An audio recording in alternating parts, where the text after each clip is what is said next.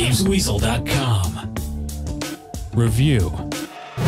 Fans of the show will know that Escape from Butcher Bay was one of my favourite Xbox games, so I've been looking forward to playing it again on the Xbox 360 and playing its next-gen sequel, Assault on Dark Athena. Well, now it's emerged from the darkness, and despite what some other reviewers think of it, I really like it. I'll concentrate my review on the next-gen title, but before I do, it's fair to say Butcher Bay has aged really well. It looks fantastic with the added next-gen tweaks, and it's acted incredibly well, and it's very atmospheric to boot. Sure, it's a bit clunky at times and the AI's not great, but you'll have a blast with it nonetheless. Dark Athena plays identically in terms of controls, and you'll soon be lurking in the shadows and ramming screwdrivers through drones' necks like a good murderer should in no time. Following on directly from Butcher Bay, your ship is captured by a huge merc ship which harvests people to use as drones. Now these drones can also be remotely controlled by people in other rooms to create the ultimate soldier, and they're really creepy. They remind me of Star Trek's Borg race, but only creepier.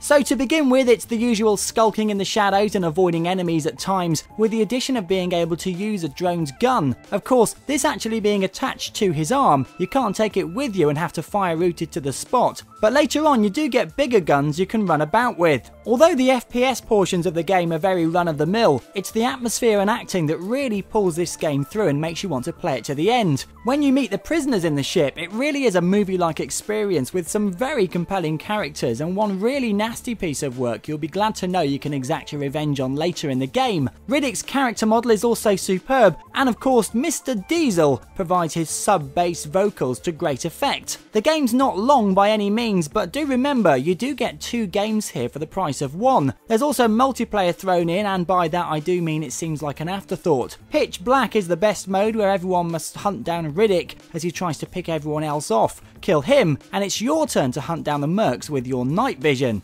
If you loved Butcher Bay on the Xbox, then I do highly recommend getting this in all its next-gen glory. If, however, you're after a slick FPS, you might want to look elsewhere. I'm in the first camp, so it gets a short but sweet 8 out of 10.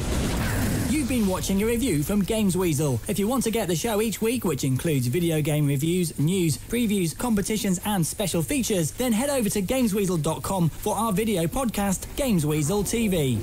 Gamesweasel.com.